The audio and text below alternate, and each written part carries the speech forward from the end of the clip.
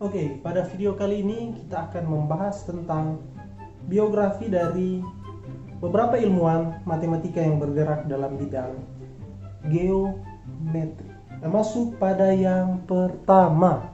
Yang pertama adalah Thales. Thales lahir pada tahun 624 sebelum Masehi di kota kecil Miletus yang terletak di pantai barat Asia Kecil yang sekarang disebut dengan Turki. Di kota ini juga merupakan tempat perdagangan atau menjadi pusat perdagangan sehingga menjadi tempat pertemuan antara dunia timur dan dunia barat, sehingga memungkinkan orang-orang yang saling bertemu tersebut untuk mengisi waktu dengan berdiskusi, bertukar pandang dan pikiran, serta berpikir tentang segala sesuatu.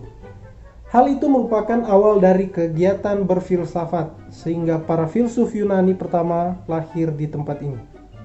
Thales merupakan perintis matematika dan filsafat Yunani.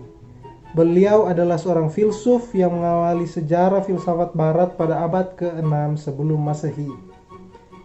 Thales mendapat gelar sebagai Bapak Filsafat karena dia adalah orang yang mula-mula berfilsafat.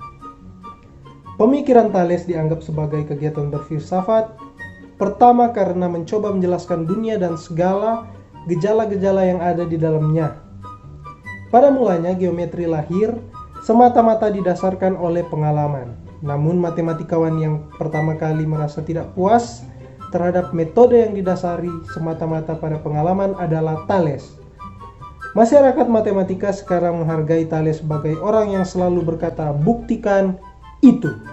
Di dalam geometri, Thales dikenal dengan teoremanya yang disebut dengan teorema Thales. Yang pertama, sebuah lingkaran terbagi dua sama besar oleh diameternya. Yang kedua, sudut bagian dasar dari sebuah segitiga sama kaki adalah sama besar. Yang ketiga, jika ada dua garis lurus bersilangan, maka besar kedua sudut saling berlawanan akan sama. Yang keempat, sudut yang terdapat di dalam setengah lingkaran adalah sudut siku-siku. Yang kelima, sebuah segitiga terbentuk bila bagian dasarnya serta sudut-sudut yang bersinggungan dengan bagian dasar tersebut telah ditentukan. Hasil kerja dan prinsip Thales juga telah menandai awal dari sebuah era kemajuan matematika yang mengembangkan pembuktian deduktif sebagai alasan logis yang dapat diterima. Nah, kalau yang pertama tadi disebut sebagai Bapak Filsafat, yang berikutnya adalah murid dari Bapak Filsafat tersebut dan disebut dengan Bapak Bilangan, Pitagoras. Pitagoras lahir di Pulau Samos, Yunani Selatan pada sekira tahun 580 sebelum Masehi. Pitagoras sendiri sering mengadakan perjalanan ke Babilonia, Mesir, bahkan India. Di Babilonia dia menjalin hubungan dengan para ahli matematika. Pada usianya yang ke-18 tahun, Pitagoras bertemu dengan Thales yang mengenalkan matematika melalui muridnya Anaximander. Anehnya, Pitagoras sendiri mengakui bahwa gurunya adalah Perikles. Pitagoras percaya bahwa angka bukan unsur seperti udara dan air yang banyak dipercaya sebagai unsur semua benda. Angka bukanlah anasir alam. Pada dasarnya kaum Pitagorean menganggap bahwa pandangan Anaximandros tentang toapeiron dekat juga dengan pandangan Pitagoras. Toapeiron melepaskan unsur-unsur berlawanan agar terjadi keseimbangan. Pandangan Pitagoras mengungkapkan bahwa harmoni terjadi berkat angka. Bila segala hal adalah angka, maka hal ini tidak saja berarti bahwa segalanya bisa dihitung, dinilai, dan diukur dengan angka dalam hubungan yang proporsional dan teratur. Melainkan berkat angka-angka itu, segala sesuatu menjadi harmonis dan seimbang. Dengan kata lain, tata tertib terjadi melalui angka-angka. Salah satu peninggalan Pitagoras yang terkenal adalah teorema Pitagoras, yang menyatakan bahwa kuadrat hipotenusa dari suatu segitiga siku-siku adalah sama dengan jumlah kuadrat dari sisi-sisi siku-sikunya. Walaupun fakta di dalam teorema ini telah banyak diketahui sebelum lahirnya Pitagoras, namun teorema ini dikreditkan kepada Pitagoras karena ia yang pertama kali membuktikan pengamatan ini secara matematis.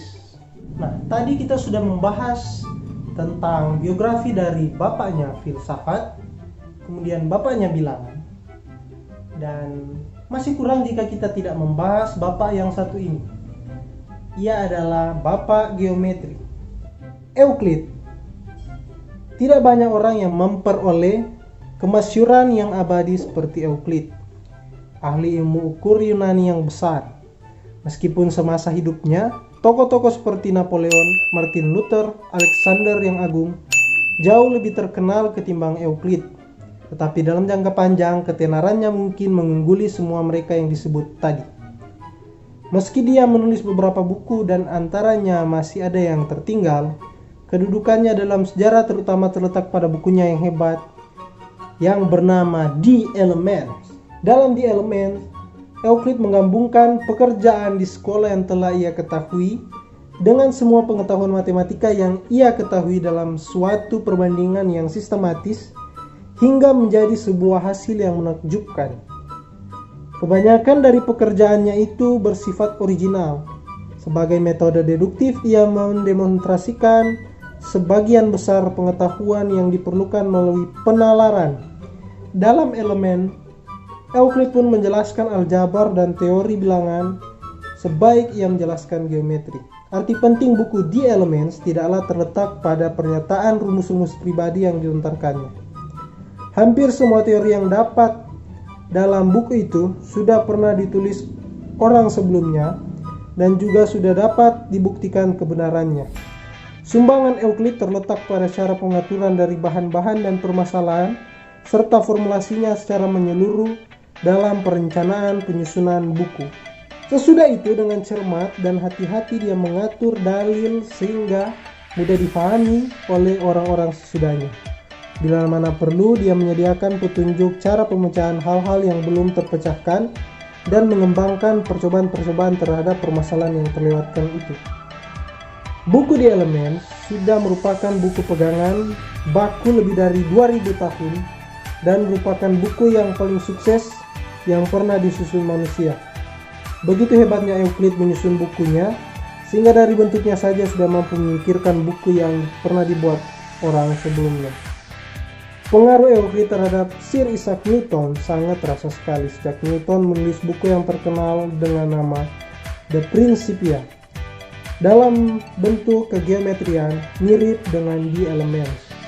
Euclid juga memperkenalkan 5 postulat yang disebut kelima postulat Euclid. Yang pertama, garis lurus dapat digambar dari sembarang titik sampai sebarang titik lainnya. Yang kedua, ujung garis lurus dapat dilanjutkan terus sebagai garis lurus. Yang ketiga, lingkaran dapat digambar dari sebarang titik pusat dengan jari-jari yang berbeda. Yang keempat, semua unsur sudut siku-siku besarnya sama satu dengan yang lainnya. Yang kelima, jika sebuah garis lurus memotong dua garis yang lain, maka yang akan terbentuk sudut dalam yang sisinya sama, yang besarnya kurang dari dua sudut siku-siku. Kedua garis lurus tersebut jika diteruskan sampai tak hingga akan bertemu pada sisi yang sudutnya kurang dari dua sudut siku-siku.